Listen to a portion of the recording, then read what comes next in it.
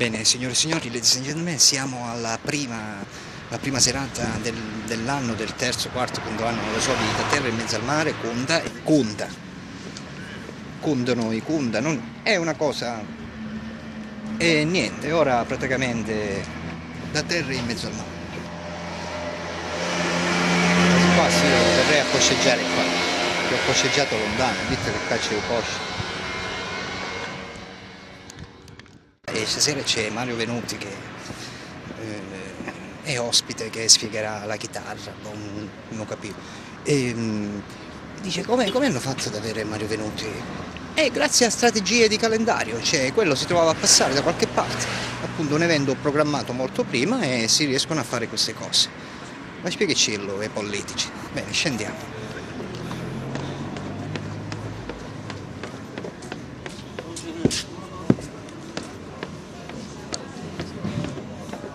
Vedo già tavolini, sedie.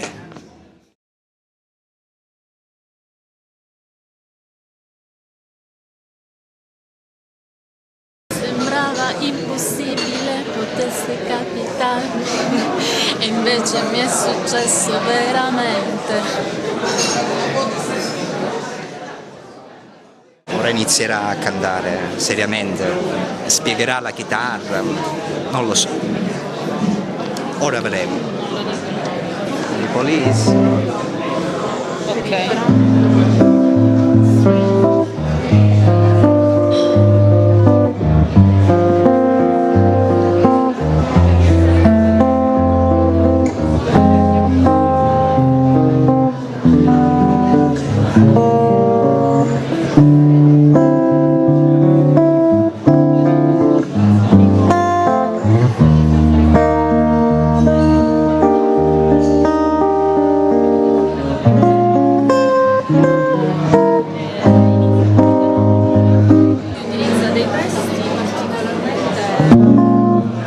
Adesso si è sgonfiata la chitarra però. Allora rimettila un po' come era prima, che era meglio.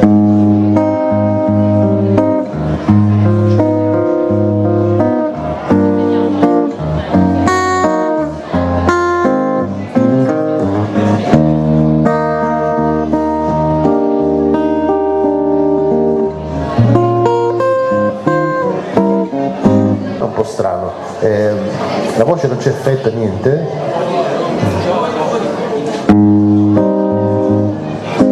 Andiamo a braccio. Anche a gamba.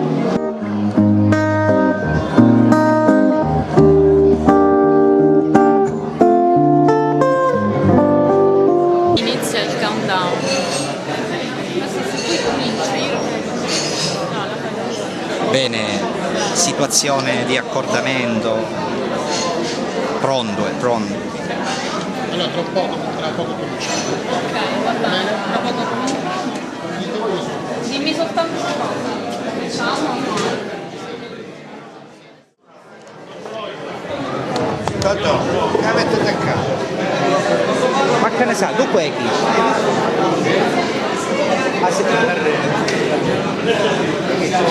No, lasciamo qua. No, può restare perché canza meglio. Lascia che poi me leva sei. Prova. Sì, ci sono. Buonasera e benvenuti a Cunta 2014. Io sono Rosa Battaglia, giornalista, direttore di visione-di-oggi.it, una testata web media partner dell'evento, insieme a Rete Chiara con direttore Donata Calabrese, il Corriere di Gela diretto da Rocco Cerro, Radio Gela Express diretto da Franco Gallo. E ho il piacere stasera di inaugurare l'inizio di un nuovo triennio che vede proprio protagonista e presidente di Da Terra in Mezzo al Mare l'avvocato Salvatore Monreale. Buonasera avvocato. Grazie. Buonasera a tutti. Cosa ti ha spinto a sposare questo progetto? Tu so che sei tra i soci fondatori e ad assumere questo ruolo. In realtà è un progetto che nasce da una visione collettiva, siamo un gruppo di amici che come tutti sanno hanno portato avanti questa manifestazione da oltre un triennio, questo è il quarto anno, il gruppo è rimasto praticamente omogeneo, adesso come nelle migliori tradizioni le cariche sono state cambiate, è stata una rotazione incredibile, non è vero, c'è stata una rotazione, però la filosofia, diciamo, il senso di questa rassegna, di questi eventi è rimasta immutata, è quella di creare degli eventi in cui diciamo, si sollecita la curiosità e l'interesse della gente, eventi che hanno ovviamente natura e materia diverse. In questo nuovo incontro, in questo nuovo convegno, in questi nuovi incontri, diciamo, abbiamo una serie di incontri. Iniziamo oggi con Mario Venuti, che è, diciamo, uno special guest della serata, ma poi proseguiamo con incontri in materia di culinaria, Angelo Treno e Enrico Briguglio, con Don Costa, Salvatore Aldisio, insomma, e poi giornalista, voglio dire, è una figura di rilievo, a Gela, sia lui che... E anche a Roma, ti assicuro, io ho studiato nell'Università Pontificia Salesiana dove lui insegna e è davvero riconosciuto come un ottimo professionista. Assolutamente. Poi abbiamo un incontro con Lembinè, che è una diciamo, fotografa di fama internazionale.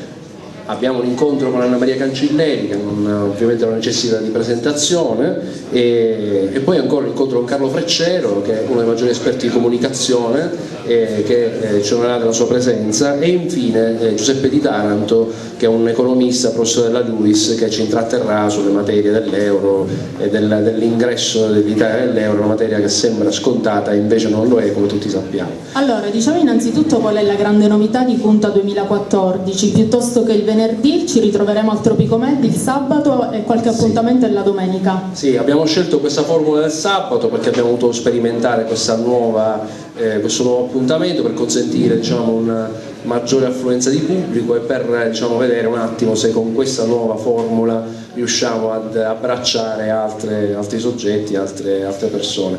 Il fine è sempre quello di interessare le persone, è sempre quello di portare più gente possibile a questi incontri che, dico, hanno come fine principale quello di incontrarsi, quello di volersi bene e di stare bene. Bellissima questa frase, l'hai detta anche in radio durante un'intervista che ti abbiamo fatto. Punta nasce da un insieme di persone che si mettono in gioco per volersi bene e per volere bene a questo posto. Sì, ma è poi lo spirito di questa associazione. In realtà lo facciamo per noi, è una forma di egoismo, se volete, no? Cioè facciamo una cosa per noi e la estendiamo agli altri e speriamo che altri facciano la stessa cosa, perché da questo poi nascono, diciamo, interessi, nascono incontri, nascono occasioni. Questo è quello che vogliamo fare, questo è quello che abbiamo cercato di fare, bene, male, lo direte voi, però insomma ci proviamo.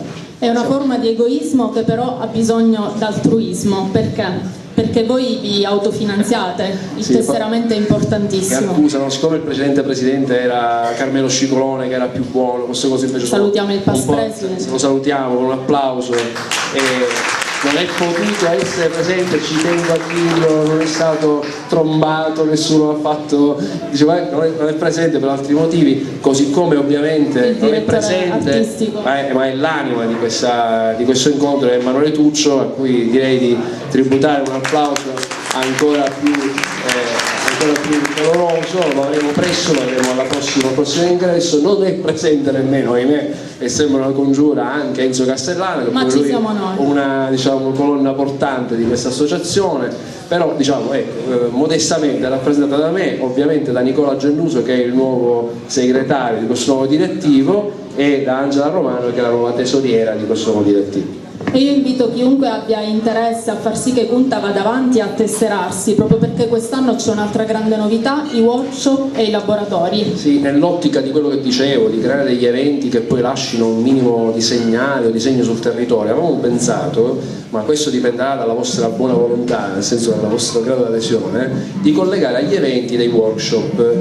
Ad esempio viene Lembinè, che è una fotografa di livello internazionale. Io ammetto la mia ignoranza, non sono un appassionato di fotografia, non la conoscevo, mi ha sorpreso nel distribuire questi inviti che persone che credevo lontanissime, non faccio il nome per questioni di privacy, ma una persona che non c'entra nulla, che c'entra molto con la giustizia e nulla con la fotografia, mi ha detto: come viene l'Embilè? Ci sono sicuramente. Quindi evidentemente abbiamo colto nel segno. Vogliamo come dire, dare la possibilità a questi personaggi che vengono di non fare, diciamo, una comparsata e basta, ma di lasciare qualcosa nel territorio, e quindi di fare dei workshop, dei laboratori, per chi ovviamente vorrà aderire per un numero limitato, pensiamo non più di 25-30, perché voglio dire, per quelli a coloro i quali a cui interessa la fotografia, e con un laboratorio con l'Embinè credo che sia, oppure pensavamo anche, Rosa, in materia di giornalismo, a un laboratorio con Carlo Freccero. Questo ovviamente sono disponibilità che stiamo ancora verificando e che ovviamente passeranno anche dal vostro gradimento, quindi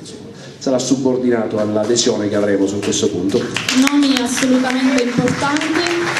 Ancora una volta io vi ringrazio, torno nel mio ruolo di giornalista. Vedete, io ho sposato questo evento perché mi è piaciuto particolarmente. Scusate, ti interrompo, ma un applauso va fuori battaglia, che è veramente stata preziosissima, e oltre che essere media partner si è prestata a questa avventura, a questo salto nel vuoto, perché stiamo agendo così. Tra l'altro è da poco che io lavoro a Gela, sono appena 2 anni, e devo dire che è raro trovare iniziative di questo spessore culturale. Cunta è iniziata come una scommessa di nicchia, 14 fondatori, un gruppo davvero ristretto che oggi si è allargata alla città e si è spesa per la città. Quindi io ringrazio voi e sono contenta di avere la possibilità di poter moderare questo evento stasera. Passo, come si dice in gergo, passo la parola a Rosa Battaglia. Adesso, diciamo, rompiamo gli indugi e diamo la parola invece al nostro ospite d'onore. Assolutamente, ospite d'eccezione di Cunta 2014, Mario Venuti, musicista tra i principali protagonisti della scena italiana. Ha suonato con il gruppo cult dei De Novo dal 1984 al 1990, ha realizzato 5 album con loro, 8 album da solista. Partecipa a diverse edizioni del Festival di Sanremo, aggiudicandosi diversi premi, tra cui il premio Critica nel 2004, imminente la pubblicazione del suo prossimo album. Eccolo, io direi di accogliere con un grande applauso il cantautore siciliano Mario Venuti. A questo punto vi lascio Mario Venuti e a risentirci. Che dici, ci sediamo? Come preferisci.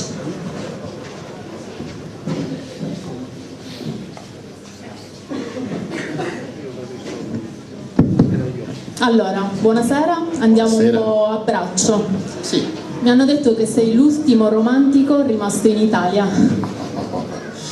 No, non esageriamo.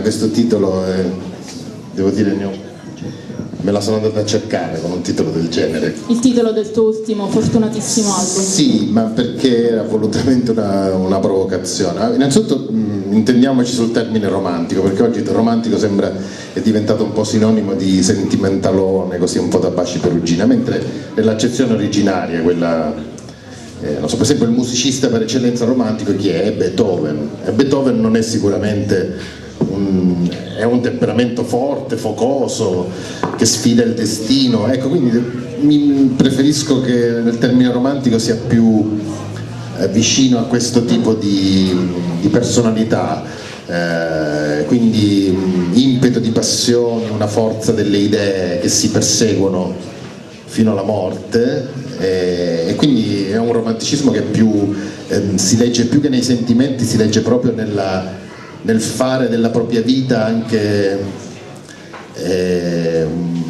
un esempio di perseveranza, nel credere a dispetto di tutto nei propri ideali, nei propri sogni, e anche un avvicinamento a delle forze oscure, no? Della natura, cercare di vincerle, cercare anche di entrare a patti con loro. Insomma, il termine romantico ha veramente delle accezioni che purtroppo oggi si sono un po' perse. Tu dichiari anche: bello sarebbe non sentirmi più un sopravvissuto, un animale in via d'estinzione, l'ultimo romantico. Ti senti?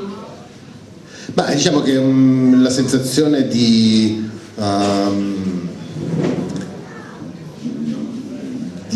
estraneità? Di estraneità, sì, così un po' di disadattamento nei confronti dei valori dominanti di questa società la percepisco, ma non sono il solo da questo punto di vista, e facendo questo lavoro, che comunque è un lavoro in cui ci si mette in gioco poco. Assolutamente. E quindi è difficile continuare a farlo integri, perché la società rema da tutt'altra parte e ti spinge ad essere un mercante, insomma, del talento anche, forse. Sì. Mi inviti a farti una domanda su una questione scottante in Italia, i talent. Tu hai dichiarato c'è tanto bisogno di idee e invece abbondano le voci. Cosa pensi dei Sì, io talent? credo che ci sarebbe più bisogno di buone idee, di buone canzoni, di creatività pura che va al di là del semplice esibizionismo di doti vocali pirotecniche, che per carità possono anche servire, le doti vocali sono belle, le belle voci per carità mi piacciono, però spesso ho la sensazione che questi talenti che vengono fuori dai talent sono dei contenitori vuoti. Avresti mai sono delle partecipato a un talent? Ma come faccio a dirlo? Perché io sono venuto fuori musicalmente in un periodo totalmente diverso. Erano gli anni '80. Gli anni '80, ci si faceva una credibilità di strada, cioè ci si faceva conoscere suonando nei club, partecipando ai festival. Ricordiamo, tu cantavi e suonavi con i De Novo, Sì. Gruppo che ha avviato anche il rock italiano negli anni '80, ma cosa ti ha spinto dopo ad abbandonarli ed avviarti in questa carriera coraggiosissima di solista? Ma guarda, l'esperienza di De Novo è durata una decina di anni, è stata bellissima, importante, e tuttora i De Novo conservano un loro un piccolo mito, diciamo, ci sono tanti affezionati che ancora ci ricordano con affetto. Però era un'avventura che di per sé, proprio perché era basata sulla creatività di due teste pensanti, come appunto quella mia e quella di Luca Madonia, due voci, due autori all'interno dello stesso gruppo, era naturale che a un certo punto avremmo preso due strade differenti, e così è stato. A questo proposito voglio dire che noi festeggiamo quest'anno, nel 2014, il trentennale del nostro debutto, cioè noi abbiamo debuttato nel 1984. Complimenti, direi di fare un grande applauso. Tu li ricordi ancora con tantissimo affetto. E noi registrammo nell'83, io ero appena 19enne, 20enne, registrammo il nostro primo disco, che per una serie di vicissitudini con la discografia uscì in forma ridotta. Quindi il nostro esordio del 1984, che si chiamava Niente insetti su Wilma, fu un mini LP di 4 brani. Quindi da queste registrazioni noi prendemmo 2 canzoni, la canzone che dava il titolo al disco Niente insetti su Wilma la riregistrammo in una versione aggiornata, e poi venne aggiunta un'altra canzone che Luca aveva scritto in quel periodo. Tutto il resto del materiale, Luca Madonia, sì. Tutto il resto del materiale è rimasto sepolto nel tempo per 30 anni, e il nostro manager Francesco Fracassi lo ha ritrovato nella cantina dei suoi genitori a Venezia. Devo dire, tra l'altro, Venezia è l'ultimo posto al mondo dove conservare un nastro analogico, perché l'umidità di Venezia distrugge qualsiasi cosa. Miracolosamente il nastro era ancora integro, e quindi il materiale audio che era sovrimpresso era ancora utilizzabile. Abbiamo riversato in digitale questo materiale e finalmente 30 anni dopo lo abbiamo rimissato, e quest'anno, per festeggiare il nostro trentennale, lo pubblicheremo. Uscirà il 19 di aprile in vinile, perché il 19 aprile è la giornata mondiale del vinile, si festeggia in tutto il mondo, anche gli Oasis hanno ripubblicato in vinile il loro primo disco, insomma è un appuntamento mondiale di tutti gli appassionati di questo supporto fonografico, e quindi uscirà la versione in vinile. Qualche settimana dopo uscirà la versione in CD. Il disco si chiama Kamikaze Bohemienne, Kamikaze Bohemienne, perché in una canzone, tra l'altro devo dire, le canzoni ci hanno sorpreso, noi non ce le ricordavamo bene, insomma era una cosa che è passato tanto tempo, si eravamo andati avanti, però suonano molto fresche, molto attuali. Avete riscoperto i testi? Abbiamo avuto veramente, abbiamo proprio l'orgoglio di far sentire che cosa eravamo noi 30 anni fa. C'è un momento della tua carriera in cui tu sposi il progetto di Carmen Consoli, Due parole, esce Amore di plastica, insomma la primavera musicale diciamo siciliana. Che, sposarlo forse è stato naturale, perché in quel Cosa periodo... ti ha spinto ad appoggiare Carmen nel è suo stata una progetto cosa, musicale? come spesso succede, assolutamente sono le circostanze che ti portano a fare certi incontri. Vabbè, a parte il fatto che Carmen è catanese come me, anche se io sono nato a Siracusa. Però nasce a Siracusa, nasco a Siracusa, ma perché mio padre per lavoro si spostava sempre, quindi abbiamo passato 9 anni circa a Siracusa, e poi io sono cresciuto a Catania. Infatti mi dico catanese proprio perché le cose più importanti della mia vita le ho fatte a Catania. Bellissima città dove sei rimasto, tu non ti sei trasferito altrove come altri artisti siciliani? No, ho viaggiato tanto, ho un piccolo appartamento a Milano che mi serve come base operativa, giusto come base, ma torno sempre a goderti la Sicilia, e fai bene. E quindi stavo raccontando, negli anni 90 il nostro produttore di allora, il compianto Francesco Virlinzi, con cui avevo iniziato a lavorare per il mio progetto da solista, mi diede prima una cassetta, diceva: senti questa ragazza, è ancora un po' acerba, vedi se gli puoi dare una mano a migliorare le canzoni. E poi un giorno me la portò in studio, e quindi venne questa ragazzina, prese la chitarra che rispetto a lei sembrava enorme. E cominciò a cantare delle canzoni, ed era veramente già allora irresistibile, perché aveva questa voce lunare proprio, sembrava una creatura scesa dalla luna col suo pallore. Dopo qualche anno fate insieme Mai come ieri. Abbiamo fatto prima Amore di plastica, scritto insieme per il suo debutto a Sanremo, e poi qualche anno dopo abbiamo realizzato Mai come ieri, che è stato un successo nell'estate del 98, è arrivato al numero 3 nella classifica dei singoli, e tuttora insomma è un mio classico.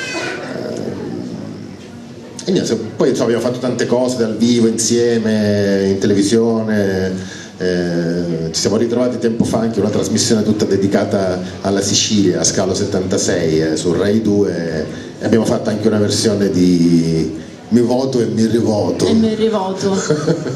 Proprio per rendere omaggio alle nostre radici. Ascolta, cosa ti ha spinto a rimanere a Catania? Perché hai scelto Catania come città tua?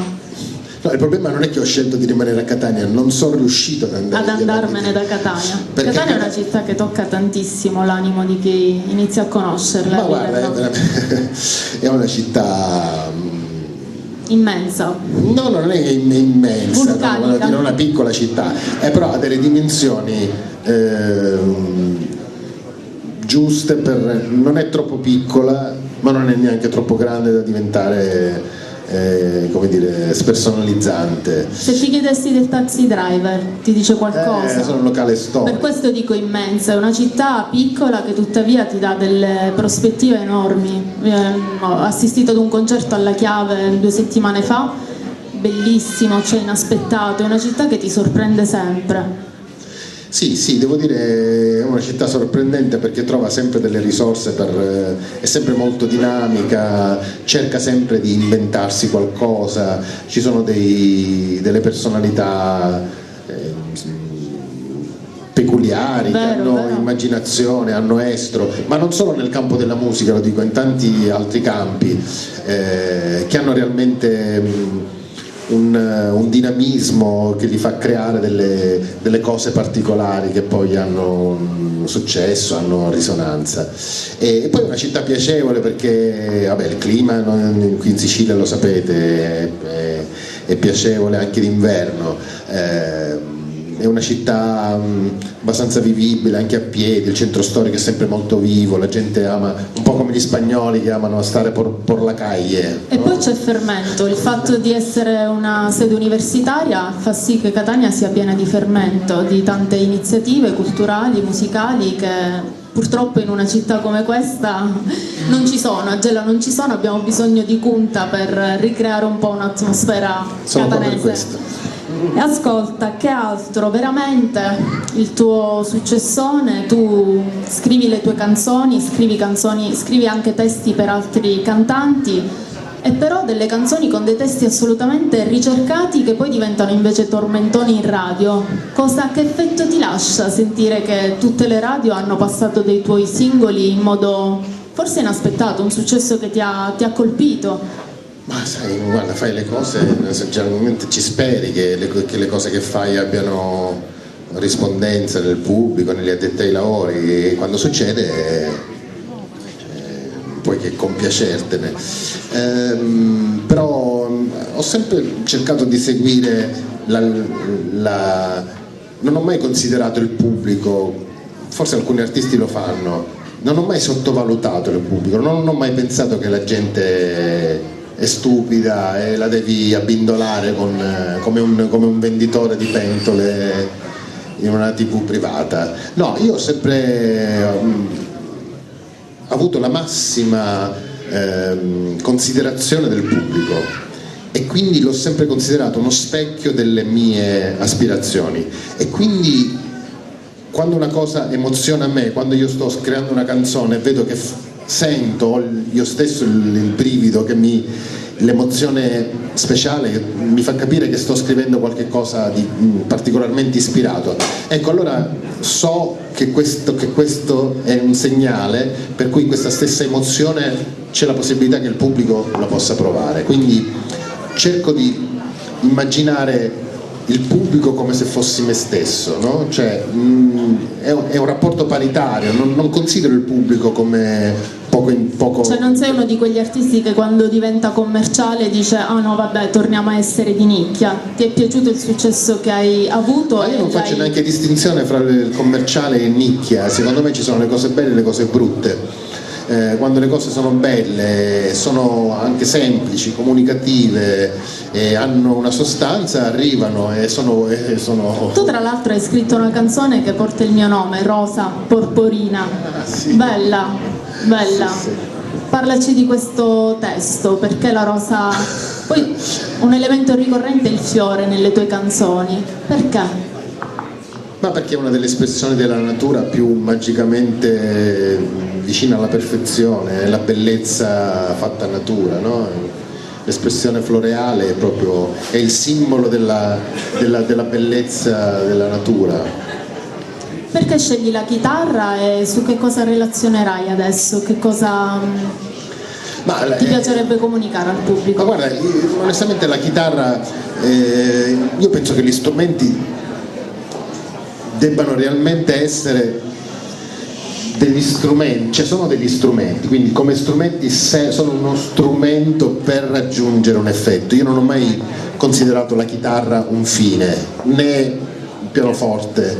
Suoni anche il flauto traverso, suoni un sacco di strumenti. Sono stato sassofonista anche. Con il De Novo devo dire ero un bravo sassofonista, però col tempo un po' Hai perso la mano. Ho perso un po' la mano perché mi sono dedicato a fare altre cose, quindi. Ero un promettente jazzista quando ero ragazzino, devo dire.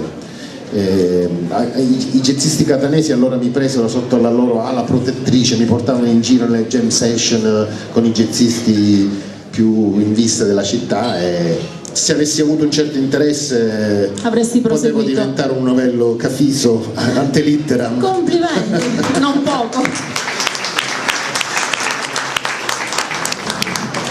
E quindi stavo dicendo strumenti, gli strumenti sono strumenti, servono a creare degli effetti sonori, a creare delle cose. Io credo fermamente nelle idee, nella creatività, nell'intelligenza, nella capacità di sapere organizzare le cose. E noi ne abbiamo tante dimostrazioni oggi. Parlavamo di talent, di tutte queste voci belle, bellissime, che però magari non dicono nulla, che non hanno nulla da dire. E poi magari abbiamo personaggi in Italia come Giovanotti, che pur non essendo dotato dalla natura vocalmente è una persona talmente intelligente, talmente curiosa, talmente che ha saputo costruire e ha utilizzato gli strumenti che si aveva a disposizione, prima la parola, prima fra tutte la parola, la sua fisicità, il suo essere comunicativo, le sue doti comunicative, i musicisti che si è trovato man mano per strada, Saturnino e altri, e ha saputo organizzare tutte queste forze, tutti questi ingredienti per un progetto che ha poi la sua forza, ma questa forza di questo progetto non deriva dalla sua voce, deriva dalla sua intelligenza, dalla sua idea, dalle sue idee, dalla sua creatività, dalla sua capacità di organizzare delle cose che,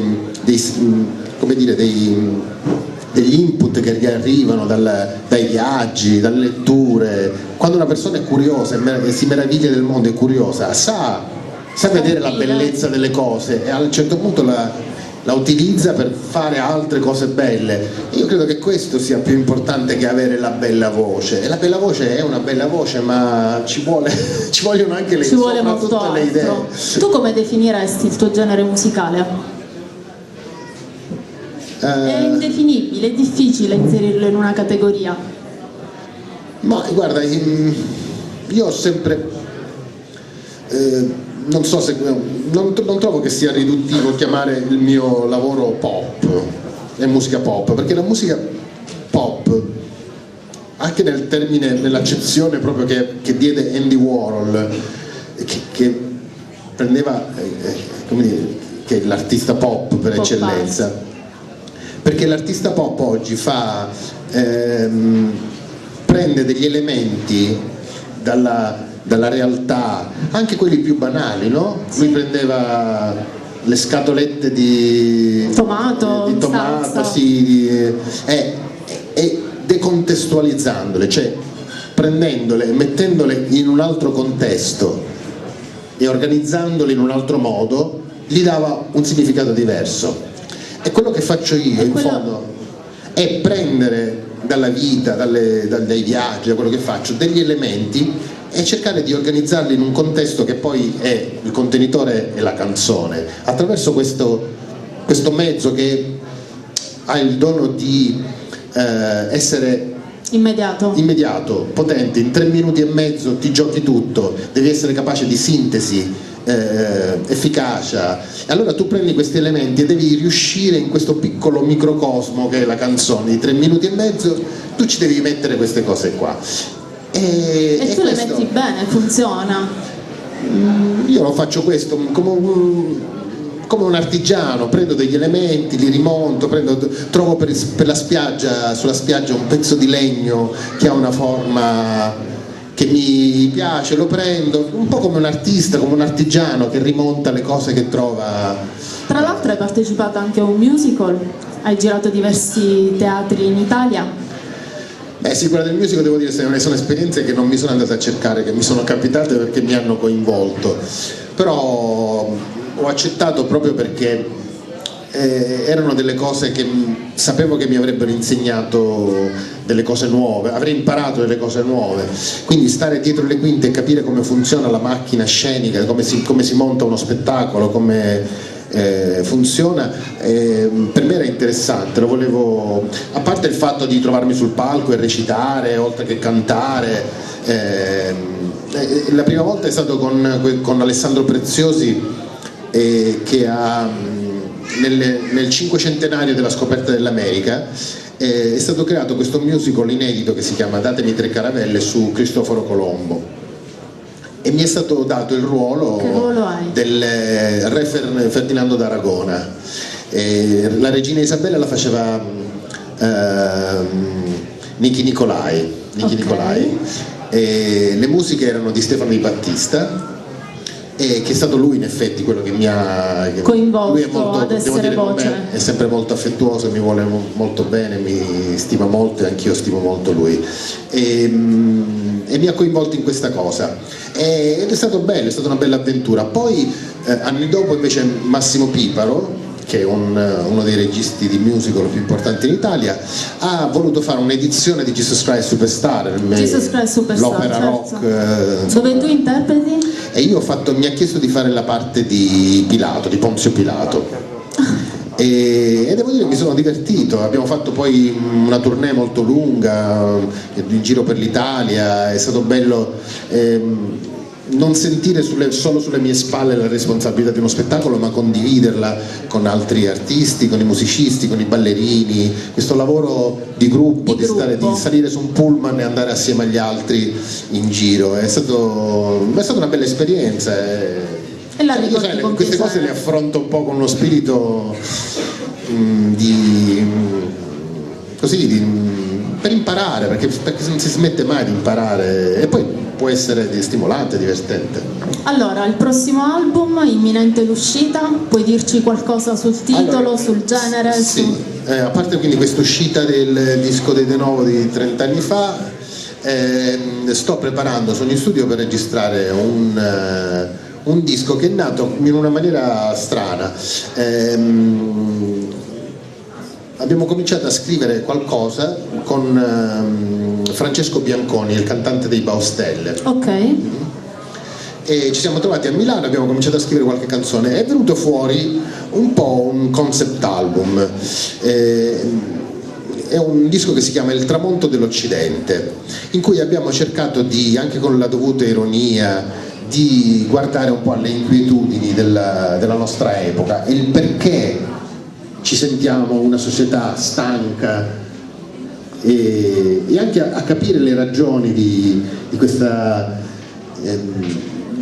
se c'è, di questa decadenza, e anche a cercare oltre a esaminare questo tramonto, anche a cercare l'alba, cioè a cercare la rinascita, come venire fuori da questo pantano in cui ci troviamo adesso, no? Da questo circo, tu lo definisci un burnout. Sono sconcertato da tutti questi populismi comici, nani e ballerini. Durante le scorse elezioni elettorali tu hai appoggiato, se non sbaglio, il PD, la candidatura di Renzi, che era Matteo Renzi, sì, nel tour siciliano. Hai appoggiato... No, ci siamo trovati a fare qualcosa insieme, ma non accosterei il mio nome in maniera così. Però hai prestato il tuo nome, un po' alla politica. Ti aspettavi forse qualcosa di più, che poi non è arrivata?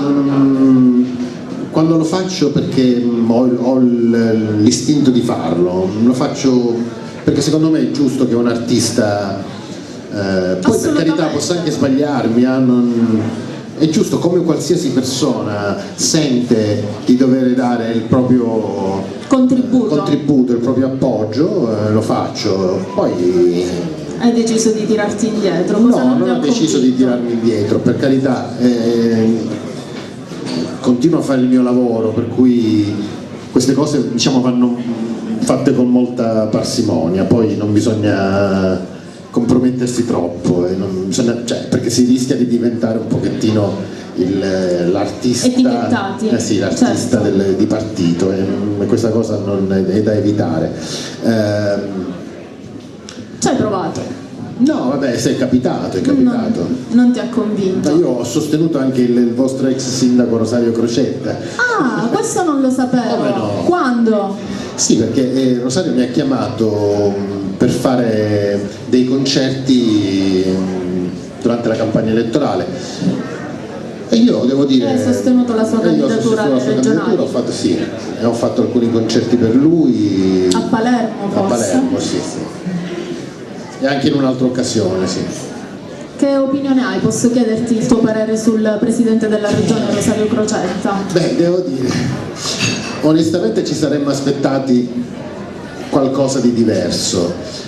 Capisco che le circostanze, quello che lui ha trovato in regione era veramente disastroso, per cui la maggior parte della sua attività, della sua opera, della sua giunta è stata di mettere fine a certe dinamiche, a certe ruberie sistematiche che si protraevano da diversi anni, e quindi forse poi la situazione proprio delle finanze della regione non permette una grande progettualità, e quindi per esempio nel campo che mi riguarda, nel campo della cultura, purtroppo anche per esempio la vicenda dell'affidamento a Battiato, e poi quella della GAF, l'assessorato alla cultura anche Battiato per esempio come me aveva visto in Rosario Crocetta una forza della natura, perché comunque voi lo conoscete meglio di me. Assolutamente sì, si è affidato tanto. È un panzer, come si dice, un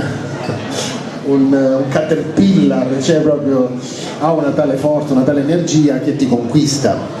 Certo, le vicende per come poi si sono svolte, l'assessorato a Battiato, quella vicenda Zichichi, poi il fatto che il vuoto di potere è stato occupato poi da Michela Stancheris, che è persona degna però forse non competente come ci si aspetterebbe per un assessorato delicato come quello della cultura. O forse speravamo in una siciliana, un siciliano. Ma al di là del fatto che lei è bergamasca, mi sarebbe piaciuto avere una... A me sarebbe piaciuto un siciliano o una siciliana, sì, proprio in una il stessa. problema comunque alla fine di tutti, che siciliano o bergamasco, il problema è che soldi non ce n'è e quindi gli enti lirici sono in sofferenza, l'attività culturale è praticamente congelata, Zero. l'attività dei teatri, l'attività dei concerti è totalmente, le tabelle H, i circuiti del mito.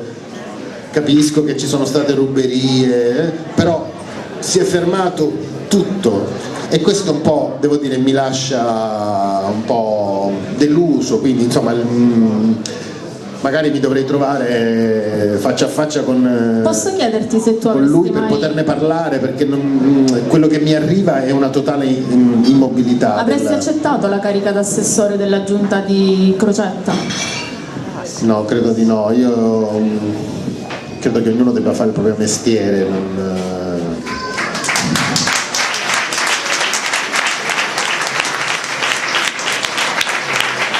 No, ma tra l'altro poi ti trovi ad essere invischiato in delle dinamiche che sono della politica, che sono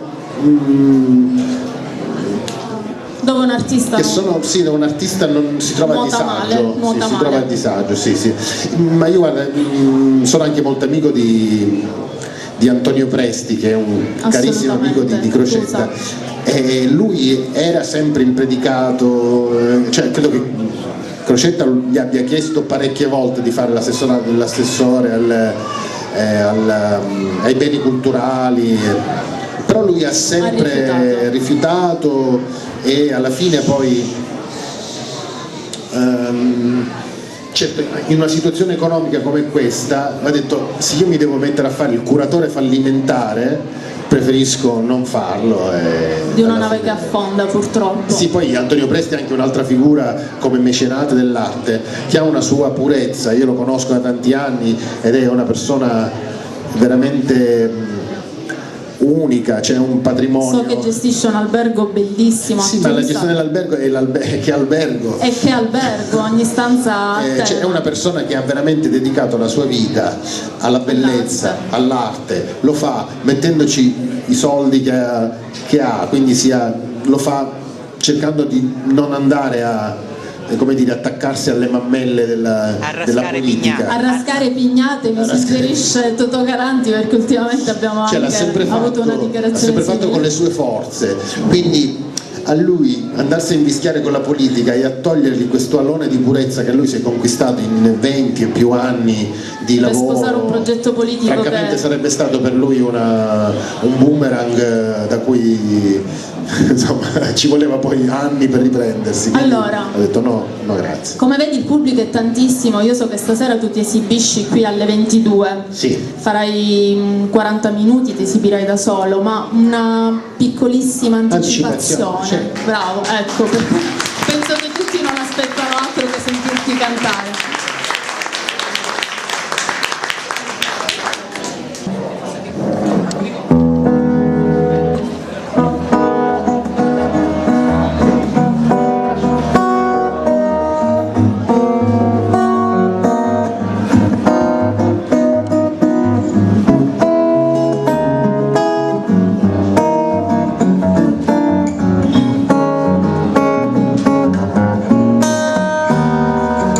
Danzando sul naso del mondo, ma manca la bellezza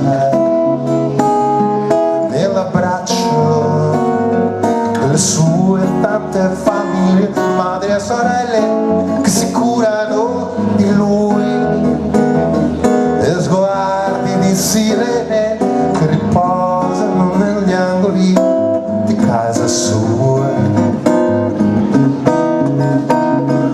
questo ragazzo di 40 anni ha amato un uomo e poi una donna. Mi racconta che ha passato un anno e mezzo in una comune nello stato di Bahia, ed anche se da tempo è ritornato sarà sempre un figlio di Iemanjá. Dimmi se questa è o non è magia.